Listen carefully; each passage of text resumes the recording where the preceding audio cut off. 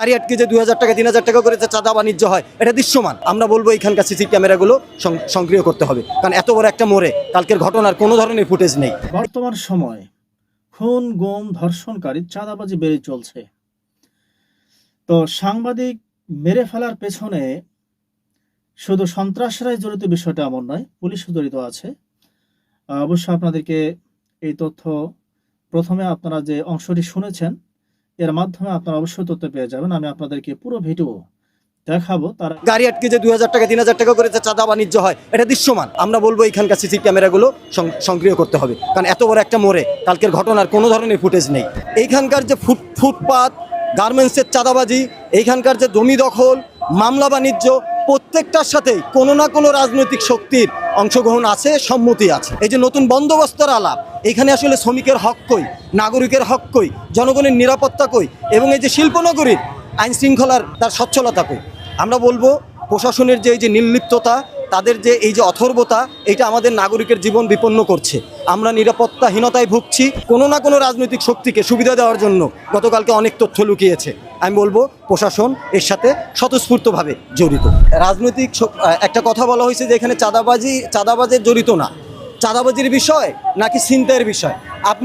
আপনি সাংবাদিক মানুষ, আপনি জানবেন যে চাঁদাবাজ, ছিনতাইকারী, মাদক ব্যবসা, নারী ব্যবসা, এখানে যত ধরনের অকারেন্স ঘটে তার ভিতরে রাজনৈতিক শক্তি ছাড়া কোনো কিছুই ঘটতে পারে না। আমি আবারও রিপিট করছি, আবারও বলছি, এই কথা আমি বেশ কয়েকবার বলেছি যে রাজনৈতিক ছাতি টাকা, সেই হাট টাকাদের, এবং এই চাঁদার ভাগ কোন কোন জায়গায় যাইতো, এবং চাঁদার ভাগ না গেলে এই ছেলেরা এই জীবন, তারাও তো জীবনে ঝুঁকি নিছে। কালকে যারা হত্যাকাণ্ড ঘটাইছে এরা কি জীবন বিপন্ন করে নাই? তাহলে এই যে ভাই দিয়ে ভাই খুন করার যে রাস্তা, যে ব্যবস্থা, সেই ব্যবস্থার আমরা পতন চাই। তাহলে এখানকার যে গাজীপুরের যে শ্রমজীবী মানুষ, সারা বাংলাদেশের নার্ভ বলা হয় এই গাজীপুরের সবথেকে বড় শিল্পনগরী এবং সবথেকে বড় সিটি কর্পোরেশন। তাহলে তার আইন শৃঙ্খলা বাহিনীর এই যে অবনতি, তাহলে এই যে তাদের যে দুর্বলতা, এই দুর্বলতার কারণেই কিন্তু প্রতিনিয়ত মানুষ ভোগান্তির শিকার হচ্ছে এবং খুনের মতো ঘটনার শিকার হচ্ছে। এখন আপনি বলবেন এই যে আমাদের এখানে পরিবহন ব্যবস্থা, আমাদের প্রতিনিয়ত এখানে চাঁদা তোলা হয় পরিবহন ব্যবস্থায়। চাঁদা ছাড়া গাজীপুরের একটা অটোরিকশাও রাস্তা থেকে বেরোয় না। এটা সবথেকে বড় সত্য ঘটনা। এবং এইখানকার যে ফুটপাত, গার্মেন্টসের চাঁদাবাজি, এইখানকার যে জমি দখল, মামলা বাণিজ্য, প্রত্যেকটার সাথেই কোনো না কোনো রাজনৈতিক শক্তির অংশগ্রহণ আছে, সম্মতি আছে। আপনি দেখবেন এই যে সন্ত্রাসী তারা কারা, তারা মূলত খেটে খাওয়া মানুষ, বঞ্চিত মানুষ। তাদের আসলে 500 টাকা দিয়ে তারা এই যে সন্ত্রাসী কার্যক্রমগুলো চালায়।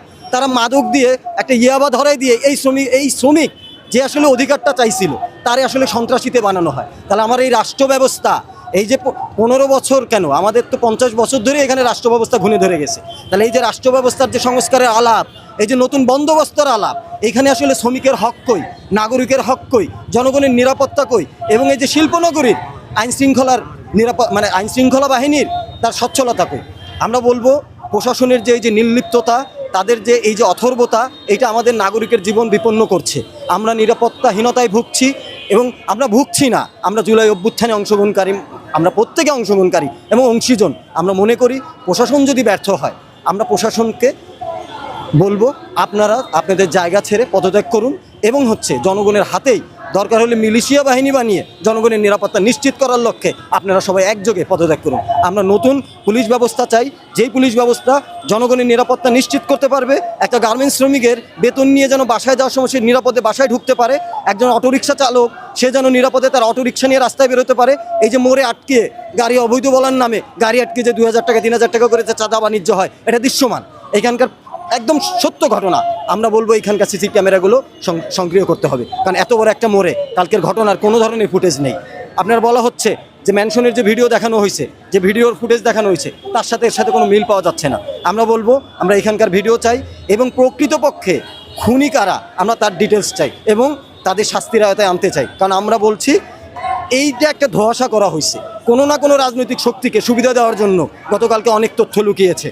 আমি বলবো প্রশাসন এর সাথে স্বতঃস্ফূর্তভাবে জড়িত, এবং তারা চায় এখানকার এই যে শক্তিশালী ব্যবস্থা টিকে থাকুক, এবং তাদের যে এই যে রাজনৈতিকভাবে আয় রোজগারের যে ব্যবস্থা, এই যে সরকারি বেতন পাওয়ার পরেও যে বিশেষ সুবিধা জনগণকে ভোগান্তিতে রাখে, সেই ব্যবস্থা আরও অটুট থাকবে।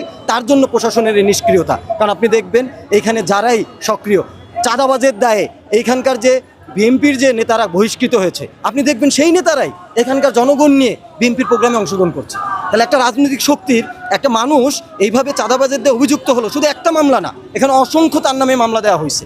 তাহলে সেই মামলা নিয়ে সরকার, আইন শৃঙ্খলা বাহিনী এবং তার নিজস্ব তাদের যে সন্ত্রাসীদের যে দলগুলো, রাজনৈতিক দলগুলো যারা অধিকারের কথা বলে, যারা পরবর্তীতে বাংলাদেশে নির্বাচিত হয়ে মানুষের পক্ষের কথা বলে, তারা নির্বাচনের আগে মানুষের আস্থা অর্জন করুন।